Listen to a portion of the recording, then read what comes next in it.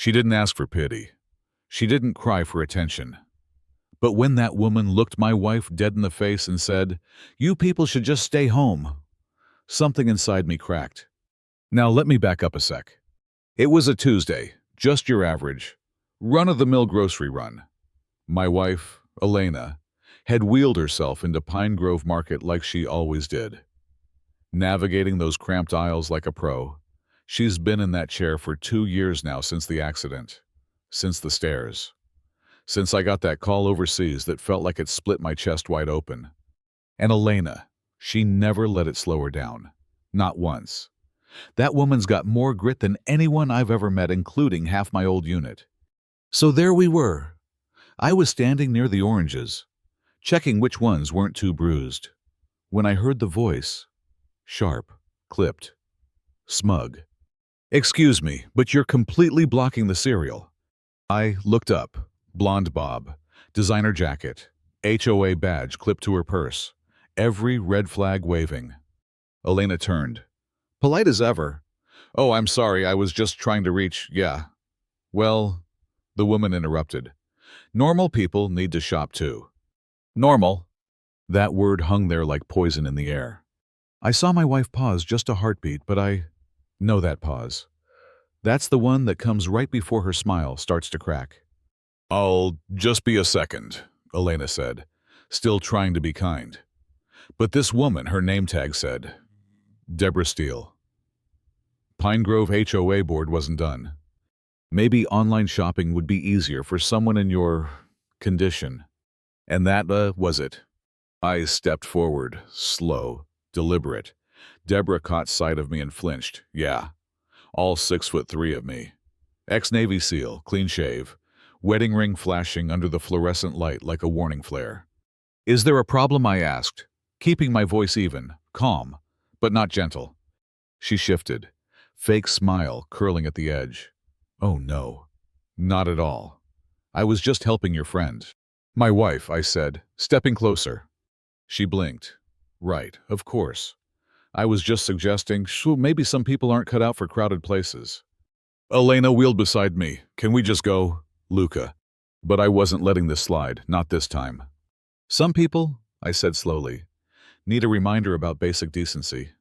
Deborah scoffed. "Excuse me, but I was being perfectly reasonable. You people are always looking to be offended." There it was again. You people. And then twist number 1, Elena raised her voice. "What do you mean, you people?" Deborah froze for a split second, then doubled down. "I mean people who think the world has to bend around them, who make everything harder for the rest of us." Elena's knuckles turned white on her wheels. I could see the crack deepen. So I took a breath, stared Deborah straight in the eye. "You want to talk hard? My wife worked 14-hour shifts as a pediatric nurse, saved more kids than you've probably spoken to. She fell down those stairs because a slumlord wouldn't fix a railing. Spent 3 months learning how to live all over again. And you think she should be ashamed of needing extra seconds to reach a box of cereal?" Deborah's face paled, but she muttered. "Still doesn't give her the right to hold everyone up." "The right," I said. The words coming like steel. To shop, to exist. To not be treated like trash by someone with a badge and a God complex. Then I did what I probably shouldn't have, but didn't regret for a second. I pulled out my phone and hit record. "You're harassing my wife," I said, loud enough for a few other shoppers to turn. "And I'd like a record of that." Deborah gasped, lunged forward. "Delete that now." I stepped back. "I don't think so." By now, phones were coming out, people were whispering, cameras were rolling. Deborah's power. It started to crack. But then came the twist no one saw coming. "I didn't mean she started," tears forming. Elena rolled closer and cut in. "Yes, you did. You looked at me and saw someone weak. You saw a chair and decided I wasn't worthy of being here. My husband. He's in a wheelchair too," Deborah whispered. 6 months ago. Stroke. He hates it. Hates me. Barely talks anymore. That's when everything shifted." "How do you treat him?" Elena asked gently. "When he's struggling? When he's frustrated? How do you treat him?" Deborah looked away. That anger you feel, I felt it too, Elena said, voice softer now. But if you take it out on others, it just poisons everything. I get up every day in a world that isn't built for me, and I don't need pity. I need humanity. Deborah broke down crying. I've been so angry, she sobbed, at him, at life. And seeing you, it made me think of what I've lost. Elena reached for her hand. You haven't lost everything, but you've got to choose. Anger or compassion, cruelty or connection. Deborah nodded. I'm sorry. I really am. Weeks passed. One morning, Elena got a phone call from an unfamiliar number. It was Deborah. She'd used the hospital contact card Elena had handed her. She wasn't calling to defend herself, she was calling to thank her. Deborah said she'd started a support group for families dealing with sudden disability. Said her husband, Robert, was starting to open up again. That maybe, just maybe, there was a way back from the bitterness. And then came the moment that knocked me off my feet.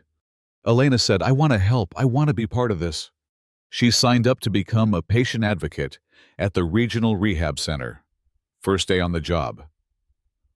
I watched her roll into that building like it was a stage she was born to own. 6 months later, we were standing at the convention center. Elena in a sapphire dress, radiant. Me in my old dress blues. When they called her name, the applause shook the walls. She took the mic and told her story of pain, of stairs, of cereal aisles and strangers who became teachers. Real strength, she said, isn't about lifting weights. It's about choosing grace when you've got every reason to lash out, about choosing hope when the world hands you hell. A young man in the crowd asked, what if I'm just angry all the time? Elena smiled. Then you feel it. You honor it. But you don't let it rot you from the inside. You build something with it. That night, as we drove home, her award in the back seat gleaming like a second moon, she turned to me and said, I used to think that fall was the worst thing that ever happened to me. But now I think maybe it was the beginning of something better.